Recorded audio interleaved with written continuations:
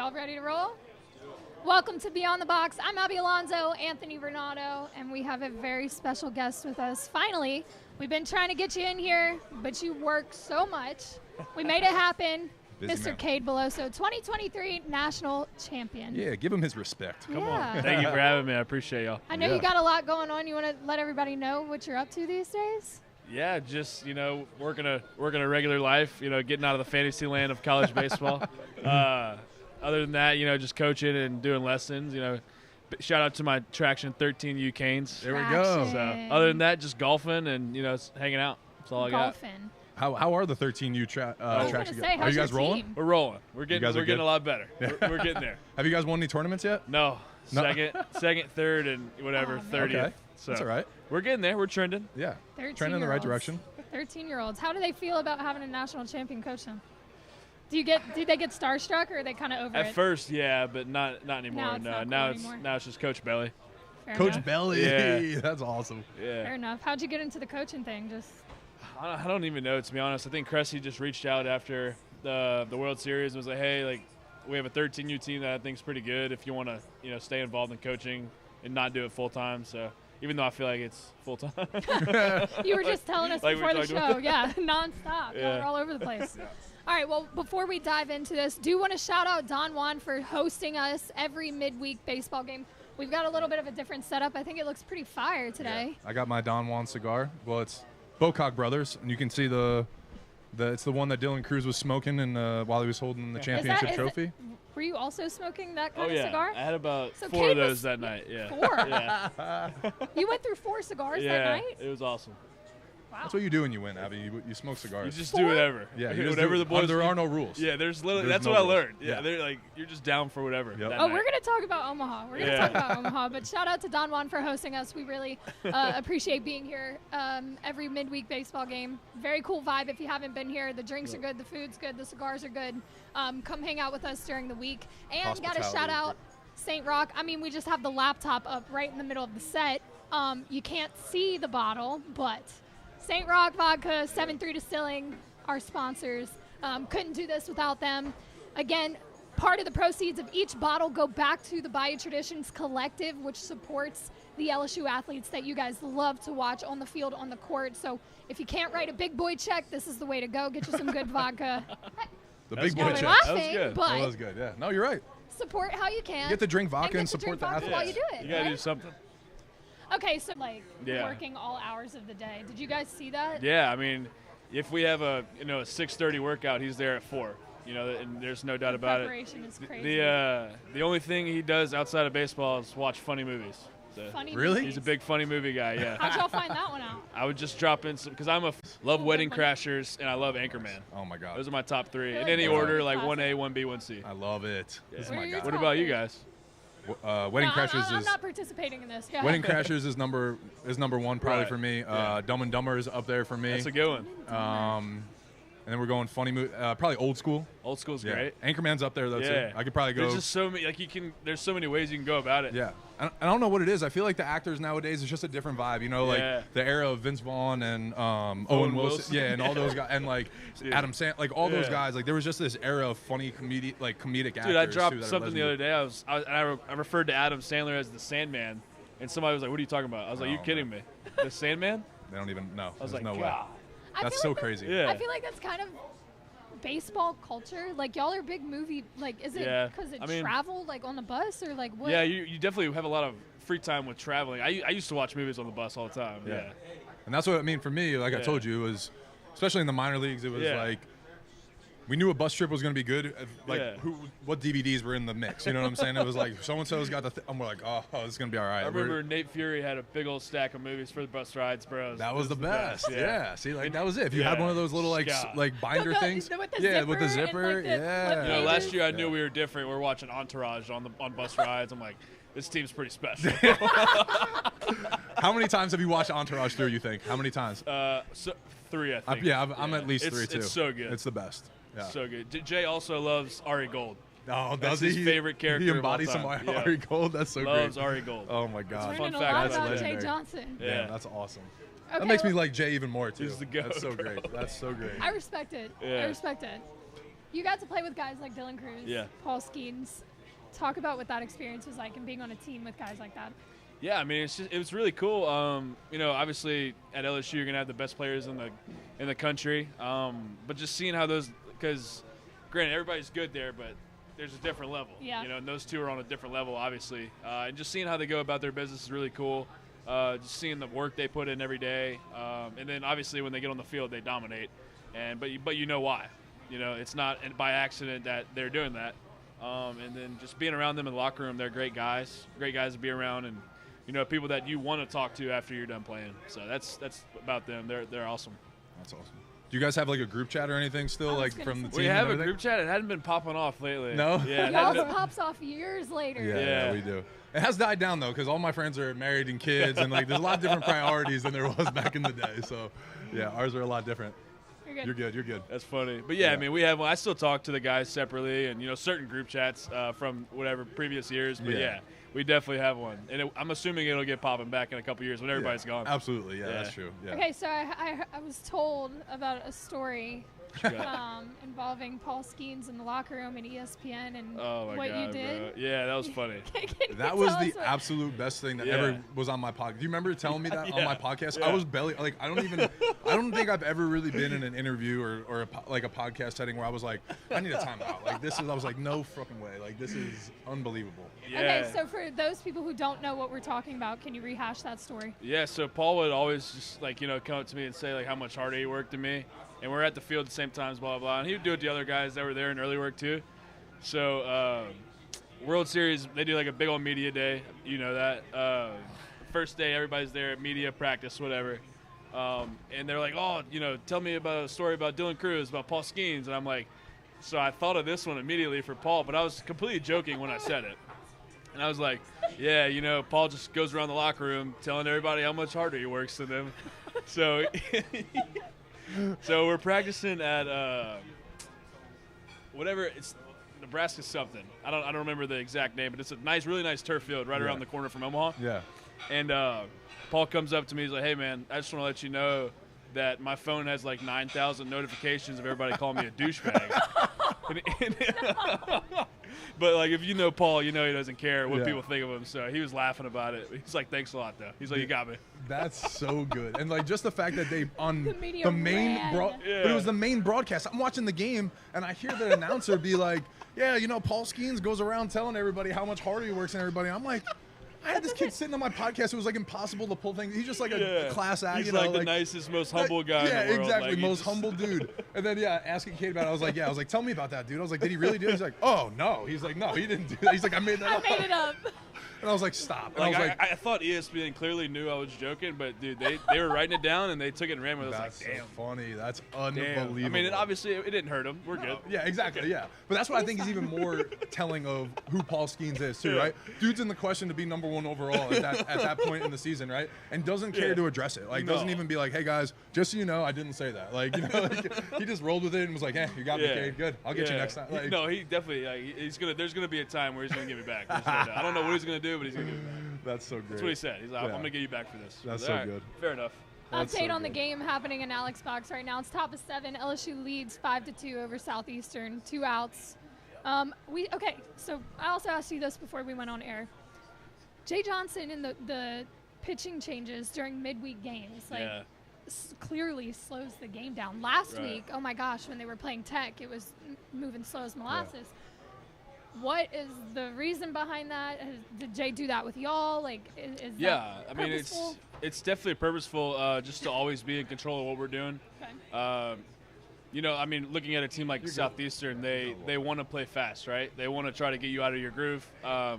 That's just a way to slow yourself down, slow the team down, and be in complete control of the tempo of the game. With the pitch clock, it makes it a little bit harder because there used to be no pitch clock. Right. And I can't imagine what his games would be like without a pitch clock. Well, the first year he got to LSU, there was no pitch clock. Oh God! Yeah. Was that the 4:40 game? Yeah, we had like a 4-hour and 40-minute game. That's crazy. That's like Korea. I was telling you, like Korea time. Like that's some. I looked at Dugas. I was like, dude, that was a long one. Do you remember who y'all were playing? I don't remember who we were playing, but it was like 4 hours and 40 minutes. Yeah, but no, I mean it's the control tempo. Always make sure you have complete control of what's going on. So I guess again, it's so funny because we talked about like.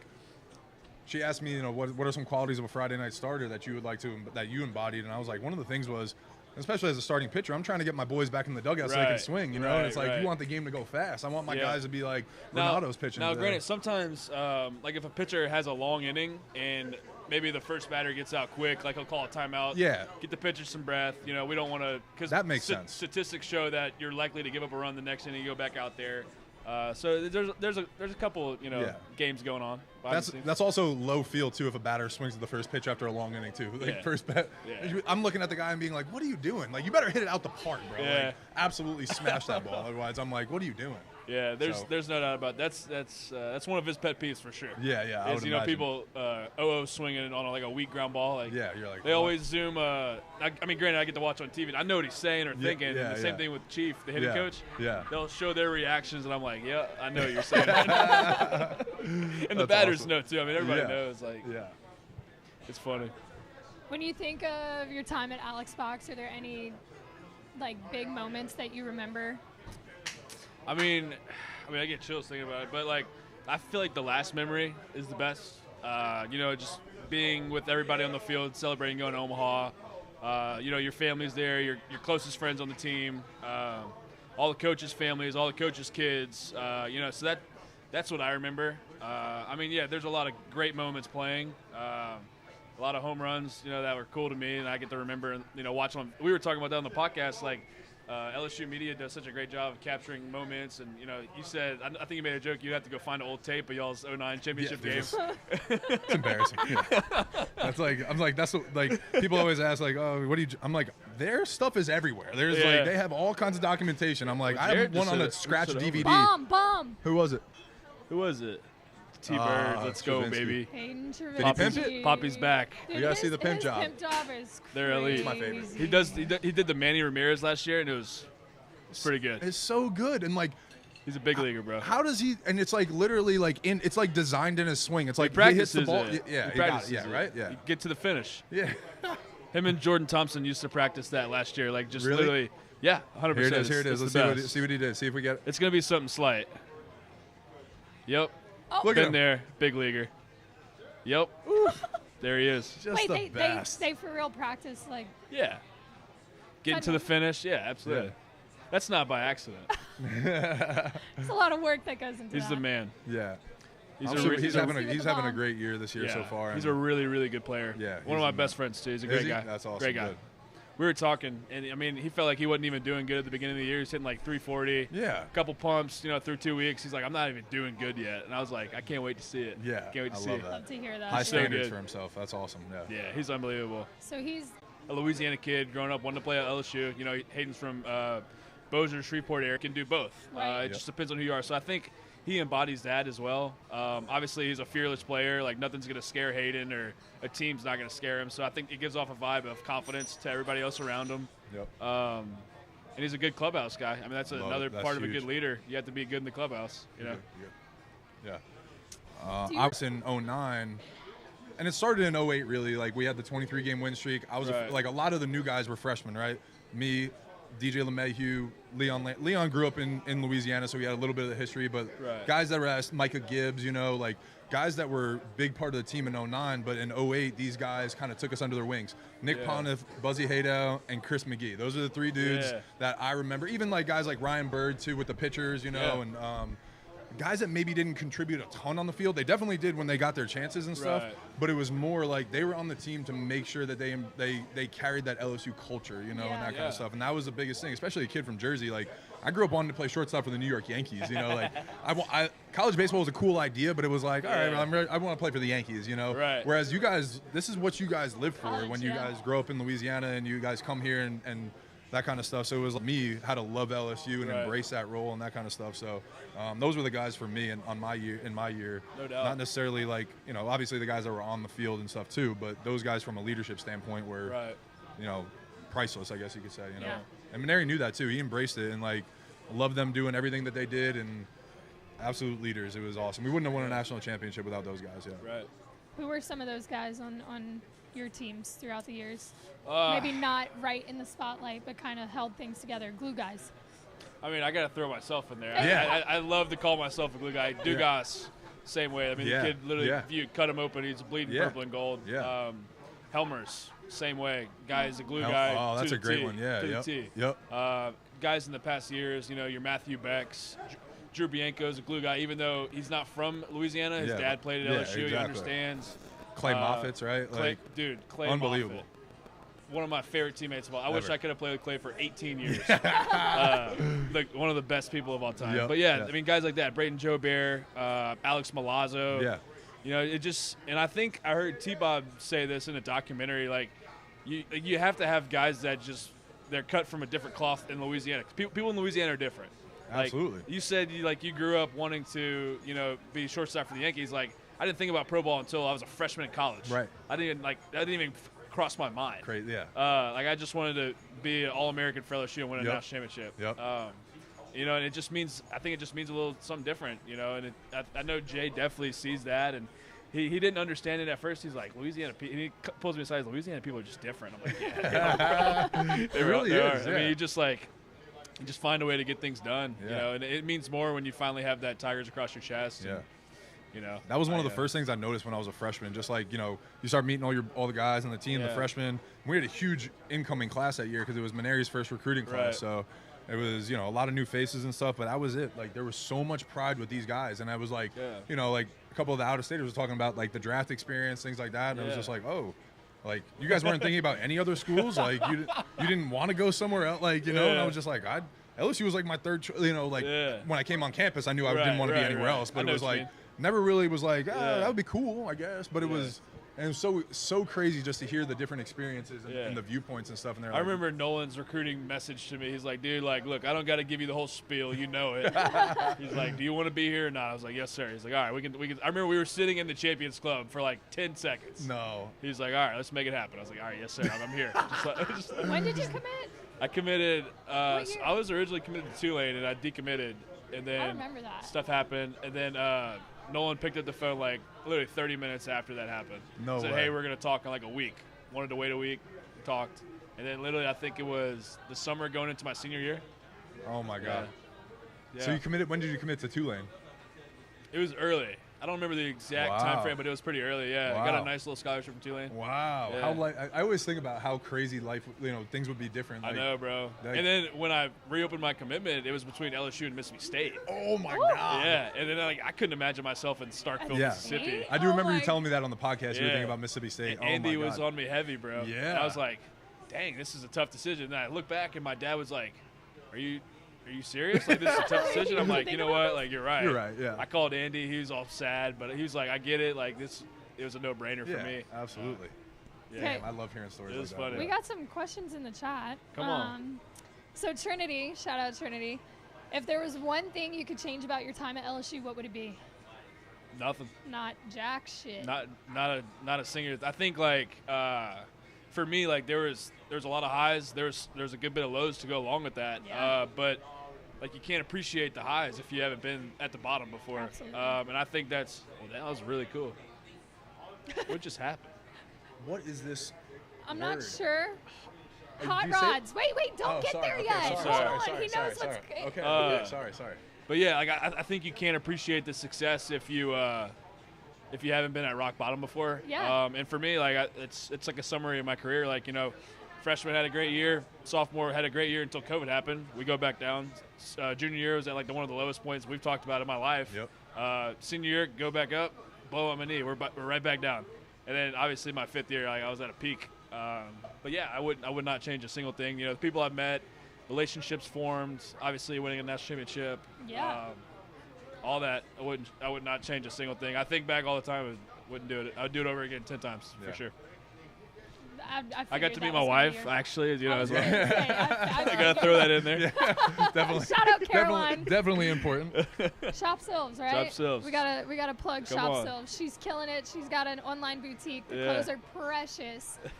So ladies, if you're listening, go check out Shop Silves. Come on. And then, so Maddie is asking, what happened to your family's Hot Rods Creole's website? Had to order from some other Cajun grocer to get your products. Are they not selling anymore? To be honest, I have no clue. That was my dad's thing, and I don't know what's going on with it. I haven't asked him. Hot Rods Creole. I don't know. was like a spice business and stuff like that. Nice. I don't know if he still does it. To be honest, I haven't asked him. Yeah. But I don't know. That's hilarious. If the website's awesome. down, maybe that's not a good sign. Yeah. Maybe an indication that he hasn't moved on. Yeah. Okay, let's talk a little bit about Omaha. I've heard a lot of his stories. You shared your story last show too. Yeah. She was in Omaha. She made the road trip. Yeah, it was awesome. Come on. Somehow ended up there. Yeah, Yep. drove That's through what the I night. heard. Like so many stories, like what you just said. It was like, oh yeah, like I just found a way there. On I was a like, whim. that's awesome. Was That's it what he hitchhiking? Like I just. I mean, if y'all are hot, you're like, you get FOMO. I'm like, damn, I should have went. Shit, drive 13 hours drunk.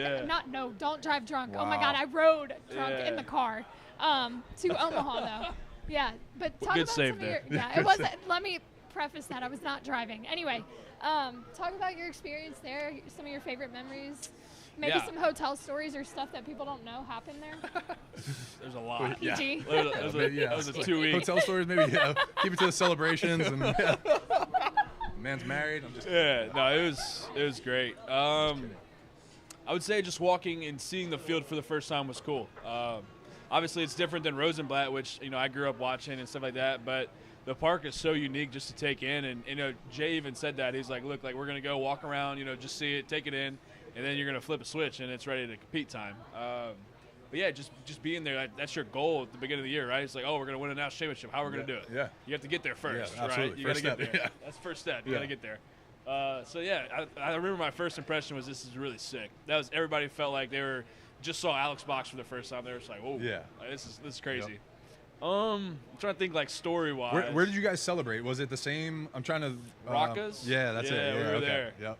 That was a great night. Oh, okay, so is that the Jello shot place? Yeah, Oh, okay, right across so from the stadium. Did you have a Jello shot? That night? Oh yeah, 43 of them. a lot of them. I was gonna say, do you remember how they taste? But you probably don't. Probably not. No. The cigar taste was in his not mouth. big. There was a lot Cigar. of champagne in his eyes. A There was lot stuff of Miller going on. Lite going on. It was crazy. And then actually they kicked us out of there around, I want to say like 2 o'clock. 3. Okay. Yeah.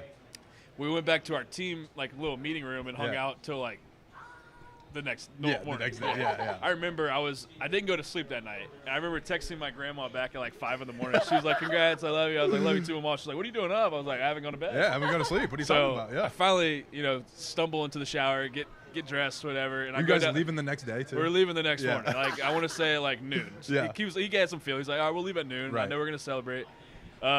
So I go downstairs and get a muffin. They had like the best muffins in the world at this little shop. I don't know where we were staying. It's right next to the field. But dude, their muffins. I had one every day. It was like my God. superstition. In That's Omaha. so great. Yeah. Yeah. I would have a muffin and go a walk around the stadium, walk back every day. Nice. Yep. Okay. And then, dude, I remember this reporter called me. And he's like, "Hey, can we interview you?" And dude, I look terrible. I remember him telling me this on the podcast. Yeah. I look horrendous, bro. I literally Did you have shades on or not? I had I have glasses on. Like I took my contacts out. Yeah, glasses. contacts out. Yeah. Oh my God. Like, dude, I look atrocious.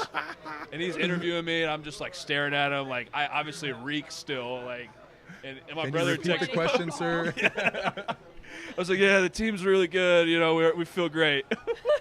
That's another story that comes to mind, and just I would say just seeing the joy on everybody's face that we've, like the young kids that have just experienced postseason baseball for the first time. Your best friends of 4 or 5, 3, 4, 5 years, just hugging and just telling stories in that hotel room that night. Not hotel room, but the team room that night.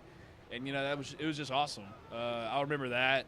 I'm trying to think something. Were the families there too? Were like family members there? They were able to come. Yeah, that's so cool. Yeah. It was. Yeah, that's the greatest part. Walking into the lobby, celebrating with. I remember after Tommy hit the walk off. Just all the families are hugging him, and we always used to hang out in this little corner right under the stairs. They're showing his homer on TV, and his dad's hugging him, and everybody's just so happy. That's and crazy, that's the stuff I remember because obviously everybody remembers the on-field play stuff, Right. but. The behind-the-scenes stuff, that's stuff that sticks with you forever. Yeah. That's what I remember, like in 2009, different hotels that were we stayed in the one that was 30 minutes away from the field my freshman year. It was terrible. It was felt like a Holiday Inn. It was awful. Yeah. There was nothing around, And then the next year they put us downtown in the Embassy Suites, like badass hotel, like right next to the field. Like I was like, we were going out to dinner every night, like we were walking around, going out, like doing different things. It was like that's the kind of stuff you remember. And then being able to go to this, there was this LSU bar that opened up after 2 a.m. for us because we came back to the sick, bro. we did some stuff in the hotel lobby and then we all went to this place. Friends, family went in the basement so that way we weren't in the bar area. Yeah, so Rocca's had like a private little area too. It was sick. And that's the kind of stuff you're going to remember, you know, that just like that's this kind of stuff that sticks with you. That's super awesome. I love hearing that. No doubt. There's a clip that I remember seeing of you, I guess pacing. I just remembered this. Was it right before, was it the last out? Do you remember this? You're talking about me pacing. What do you mean? You were in like the tunnel. Maybe it was. Oh, that was game one. That was, yeah. I had so their bathrooms are right in like this little secluded area. And I finally came back down to reality like 5 minutes after that home run happened. That was like one of the first times ever I could not feel my body. Like it was a blackout experience, and I couldn't breathe for like 2 minutes. I was just like, okay, like so I went to the bathroom. I had to pee really bad, and I heard we had already gotten one out. So I'm like, all right, like I'm in the bathroom. I'm not about to change something up. I'm sitting in this bathroom. So I'm like peeking around the corner trying to see Riley get the last 2 outs, and people are taking videos. I'm not worried about that, but I'm like, if I go back in the dugout and we give up a solo homer, I'm pissed. I did this. This is my fault. So that's what that was. That's what that was. It was a little superstition on my part. I was like, what was going through your head? Everybody was like, oh, he couldn't watch the last out. I'm like, no, dude. Like I just wasn't changing. Everybody was in their same spots in the dugout. Exactly. Stay in the bathroom. We literally had a saying, same spots. Like literally the same. We would say the same thing. 100%. You know, I could tell you where everybody was sitting in the dugout. You know, like. By the way, if Tommy White hits a home run here, it's a walk-off. I know Jay doesn't like the run rules, but it's good to see him, you know, just raking. Oh my God, and he's hitting home runs to the opposite field again too. That's he's using that's how you know he's locked in. So everybody was asking me about him. They're like, "Oh, what's wrong with Tommy? What's wrong with Tommy?" I'm like, dude, one, he had a shoulder surgery, and then the same fall, like he did not do anything this fall. Right. Barely this spring. I'm like, it takes time to get his stuff back. Yeah, you gotta see pitches. Yeah. I was like, it's gonna take one homer for him to, and it did.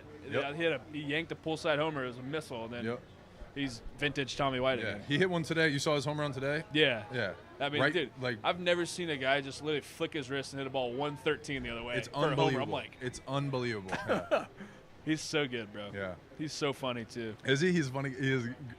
See, it's so like funny. A dry sense. I feel like he's like dead ass funny. Oh yeah, it's funny. Like we would have our bus 2 is great. I know like Alex and Hayden talk on it on their little podcast. That might be another one though. He wanted it though. Yeah, he did. Almost. So yeah, our bus 2 is like Trey would sit in the back. It's Tommy, me, Alex, Hayden's sitting right there, Jordan Thompson, Joe Bear, and it's just like Bear was there, Josh Pearson. It's just like that's awesome. Talk about some funny ass stories, bro. Yeah. In Omaha, just like the bus rides there. So you guys had 2 buses? We did because of COVID, and then they just never went back to it. Yeah. Y'all just got put on. Were y'all on the same bus every week? Oh yeah. Every time. Yeah. We would always say, like, you know, the star players were on the first bus. You know, your Cruzes and Skeens and Dugas. Yeah. The grinders on bus 2. Grinders and glue guys on bus 2. That's where glue guys on bus 2. You know, that's so great. That's amazing. Well, yeah. Yeah, we didn't. I didn't get 2 buses until minor leagues. That's funny. They did that because of COVID. Yeah. Spread it, and then they just never went back, which is great. That's awesome. Yeah. No one wants to. I'm sure me and Double Tommy up. don't want to sit together. Yeah, absolutely. No, it's me and Bear, you know. Yeah, no, that doesn't add up. Me and Riley. Yeah. Like no one wants to share a seat. Like I get it. That's so great. Yeah, that I can imagine the stories that happen on the bus. Yeah, bus stories are the best. And you got funny movies playing. You got bus rides were the best too. Like they really were. Like even though we were doubled up, it was still the best times for us. Like a lot of mafia going on. I'm trying to think of the game we played last year. It was like you had to like guess but you essentially had to like guess a person from using hints. And it could be literally anyone in the world. We had a good time with that. Just telling stories, you know. Would it be like 2 people on a team and then I love those. I love that game. Yeah, it's a lot of similarities in the bullpen when you get bored during games and play a lot of games. Yeah. Yeah. In the bullpen. You find ways to entertain yourself. Yeah, in the bullpen. Especially when you get sent down, you're there till the 8th. Yeah. Like, you know, just in Pawtucket when I was with the Red Sox, Pawtucket was a really cool field in AAA because like the dugouts were really unique and you couldn't interact with fans on any part of the field except for in the bullpens. So all the bullpen guys would actually have fun out there and they would play. These dudes would make money and they would like play with the fans and stuff. They would dare them to do different things, and they would people would like throw coins and dollars and try to get certain things to get balls and autographs and stuff. And like 4th of July, they'd walk back and make like $400 and stuff. Like people kids come in throwing coins and shit. It was like $400 and stuff. Like people kids come in throwing coins and shit. It was hilarious. That's epic, bro. It was awesome. Yeah. Well, when you get Getting your 3-hour bag up. games, yeah, like a 3.5 hour game. You go to starter starts doing good again. Like you don't come back to the dugout. Yeah, exactly. You ain't doing anything. Yeah, you're sitting there. Yeah. Yep. Yeah. It gets lonely and boring. Minor league. That's funny. Who's on the mound right now? Who is this? It's Cam Johnson. Cam Johnson. Let's go.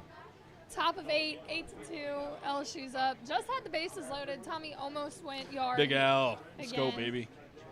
Talk about Alex and his personality and kind of his role on the team. Whenever he's done playing baseball, he's gonna own a car dealership, and he's gonna literally set the record for amount of cars sold in one year. Why do you say that? He just has the best personality ever. Yeah. That's actually a really Salesman. funny story about Alex too, though. They did like a ad last year, and it was basically him in like jorts and a cowboy hat, just talking like a used car salesman. And who? It was just him.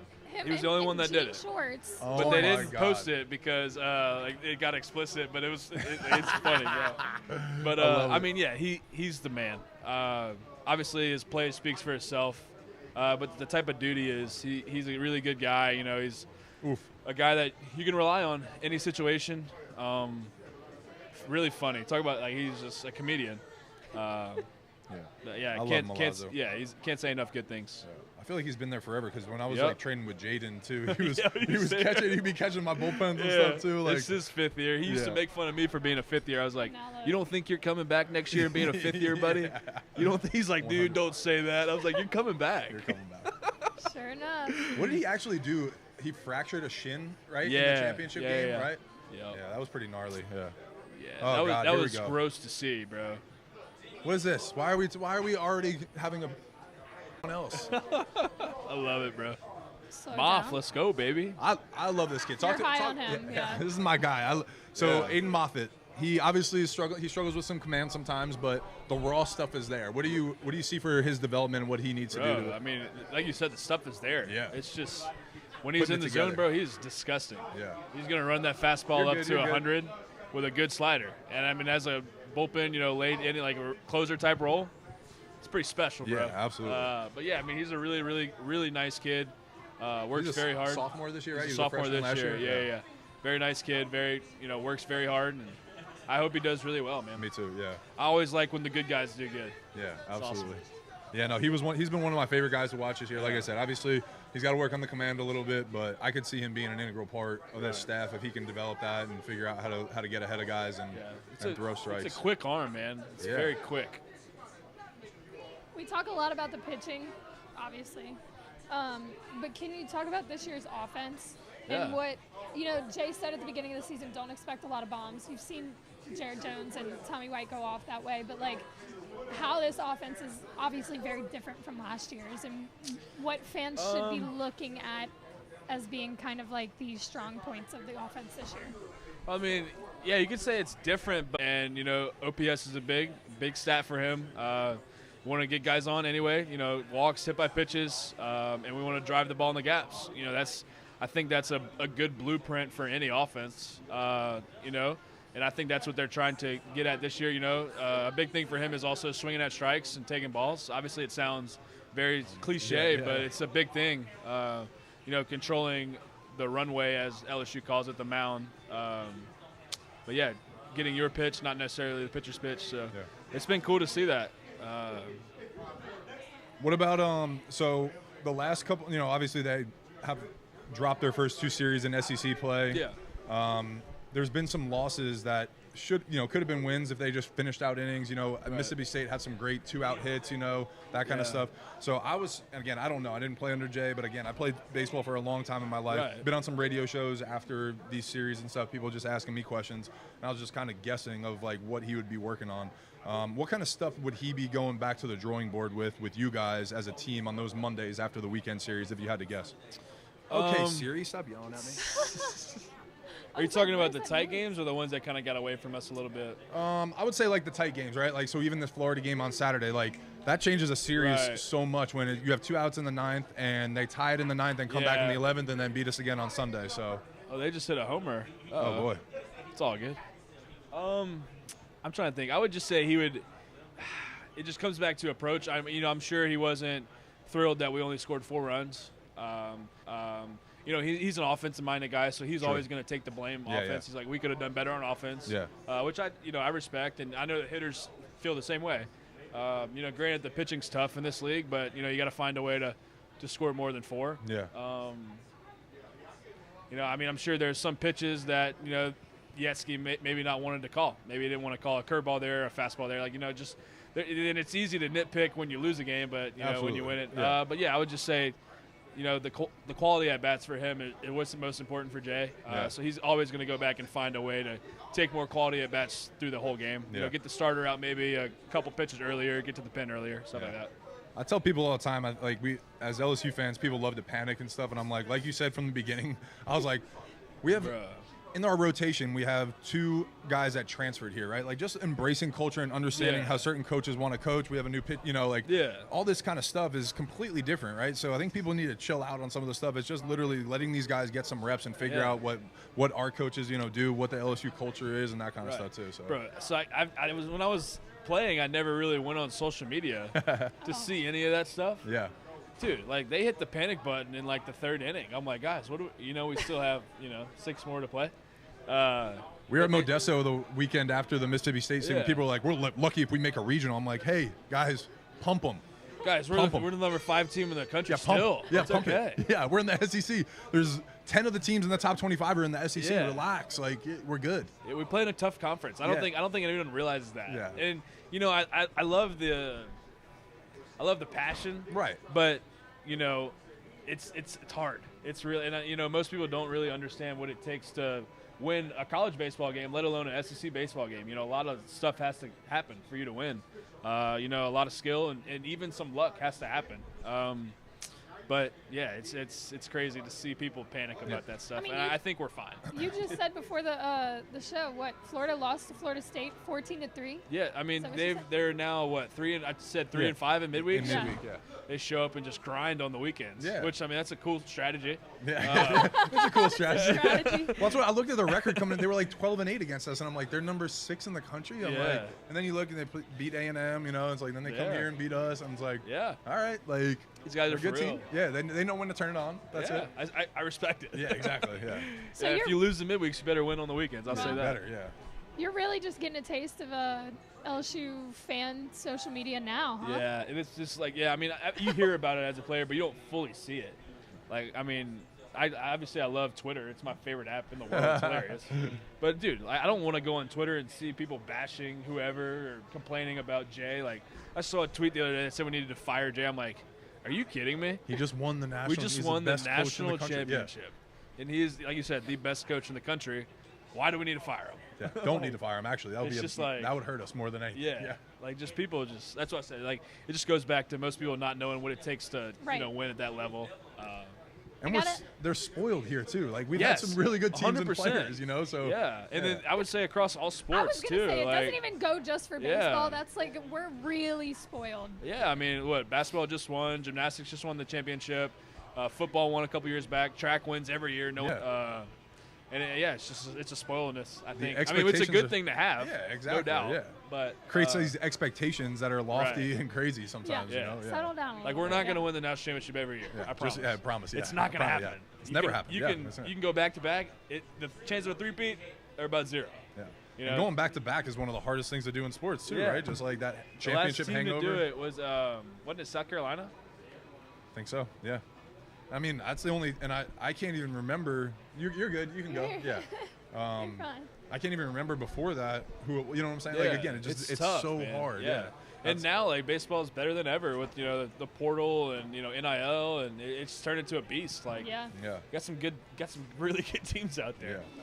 I know I said we wouldn't keep you long, so I'm gonna wrap it up. You're good. But I have to ask you if you've seen the video. I think LSU Barstool posts it every time baseball wins. You're carrying the boombox. Dylan Cruz is dancing. Do you remember the first time you saw that? How do you feel when you see it now? I was like, dang, that was pretty. I remember that exact moment. We just walked off Southern Miss and to get into the what would that be, champions bracket in the regional? Yeah. We're advancing. They have to beat us twice.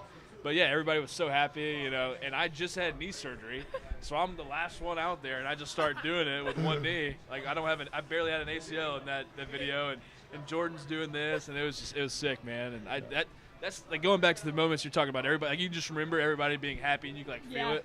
That's one of those moments for sure. That was awesome. That was fun. It's really funny to see that. They post it all the time. It's hilarious. Like, it's nonstop on Twitter, Instagram, everything. Yeah. For the people that don't know about the boombox, or you want to talk about what it was, and like just in case, I have some family members in here that might not know and everything too. So yeah. So I mean, I want to say, Brennan Holt had a boombox that was like LSU decked out, just got an NIL deal. And we were like, man, like we should definitely find a way to incorporate this and like scoring. Like different teams do different stuff, like basketball goal. Yeah. I remember A&M had like a hotel cart they would push. Like we were like, let's do a boombox and just pick a song we all like. Ended up being Crunk Ain't Dead. And like I said, I just blew out my knee. I was like, I got to do something to stay involved, you know, whatever. So I was like, I'll hold the boombox for the boys. I love it. Yeah. And then we started ripping Crunk Ain't Dead. It was awesome. Glue guy. Yeah. That's and then I think they do Pump It Up now. That was the song last year. Then somebody no, I don't know. I'm not sure. I've only been to 1 or 2 games this year. I've been to dude, watching the games are pretty fun, man. You get to really experience the atmosphere, and it's sick. Talk to me about that, because that's always one of my favorite things to talk to guys about when they just get out of the, you know. So what's that experience like for you going to games? I love it, bro. Yeah. I love it. I've sat in the suite a couple times, and I think I was made for that. Yeah. Shout out to Mr. Brian Bennett. Yes. But, you know, it's awesome, man. You get to just sit back and – because, I mean, as a player, you're not – and you know, too, you're not taking in the atmosphere when you're playing. You're worried about competing. Yeah. But, like, I went to the Florida game on Friday, and I want to say someone hit a double.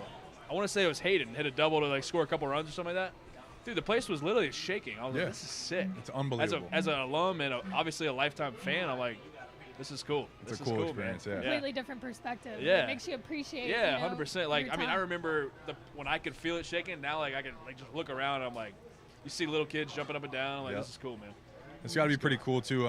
One thing that I don't like sometimes though is like you don't probably get to enjoy the game sometimes and watch the game because you're doing so many things, interacting with so many people. So I got to imagine there's people noticing you and that kind of stuff. That's got to be pretty cool walk too. In, you sign some autographs. Yeah, it's cool, man. Exactly. One thing that I think is big time too is like all the landmark people, the security people remember me. Yeah.